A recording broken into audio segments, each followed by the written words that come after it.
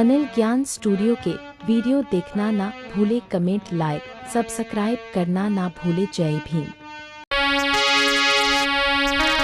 माताएं बहने गाती एक लाइन सुनो पहले, फिर हम वो ऑपरेशन करी थे, क्योंकि ऑपरेशन हम बहुत ज्यादा करी थे गानन के रोग।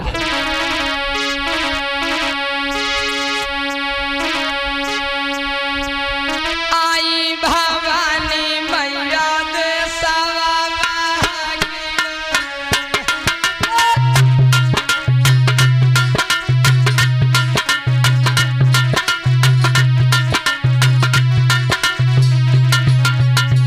ये जो गीत हमारे भिनी भिनी आवाज में रिकॉर्ड किए जा रहे हैं, हमारे संजय स्टूडियो तंबौर के माध्यम से हमारे गीतों को आप लोग सुन सकते हैं।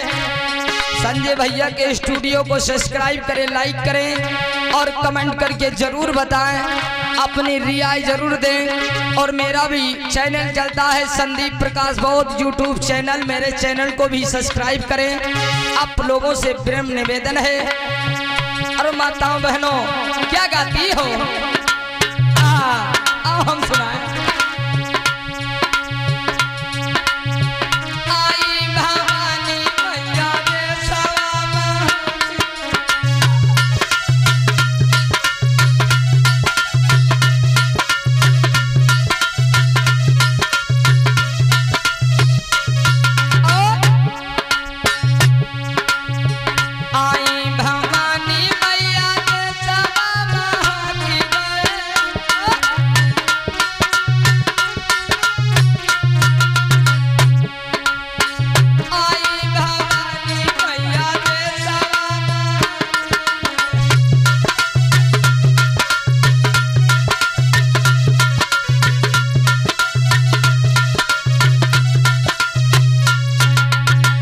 हम कहले नहीं आलाई तो ठीक, आई भवानी मैया देशवा महक गए हम जनवा भाई वाह बहुत बढ़िया है। लेकिन इनमा कड़ी का जोड़ती हैं अम्मा बहनी, या कड़ी सुन ले। अरे सोने के थारा मैया भोजना बनायम हो, सोने के दया हो लाला राम सचिन मन है।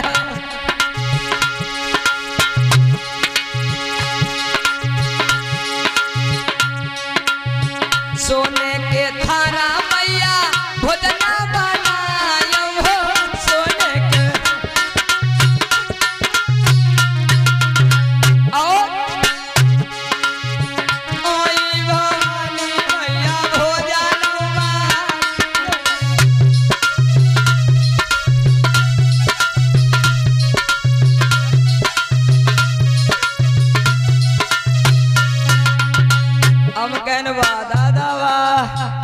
देशवो महक गए और सोने के थारे में भोजना बनाई तो हमारे हिसाब से ने खवाई दही कुकरन में यहाँ।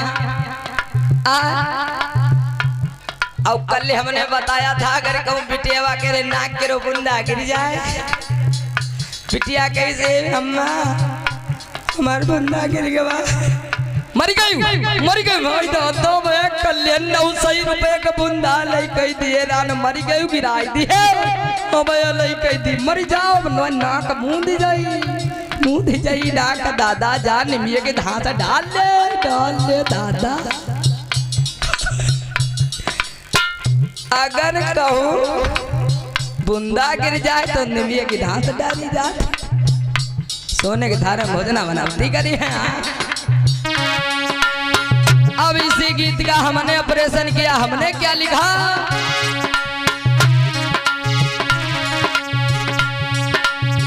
जन्मे तो भीम बाबा दे सवाया जात कही गए।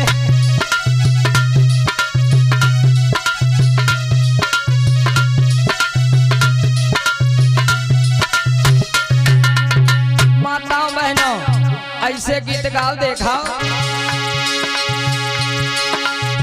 जन्मे तो भीम बाबा दे सवाया जात कही गए।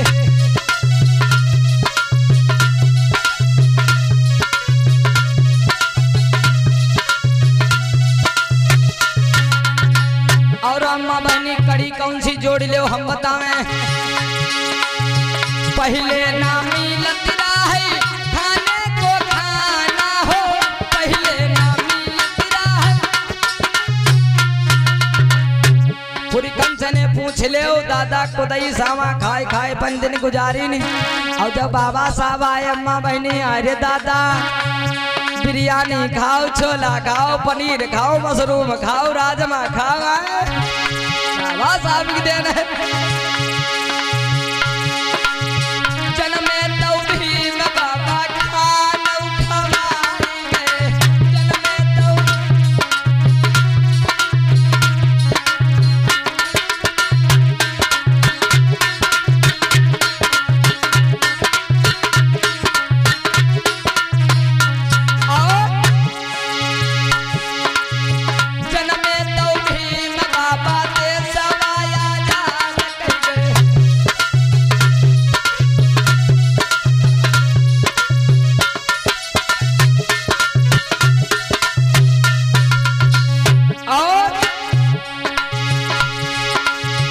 पहले ना मिलत रहे पीने को पानिया हो, पहले ना मिलत रहे।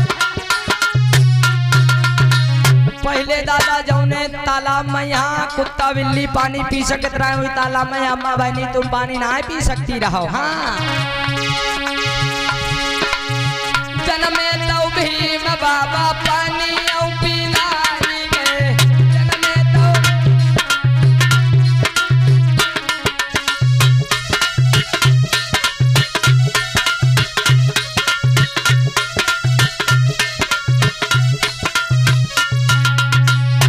और अम्मा बहनी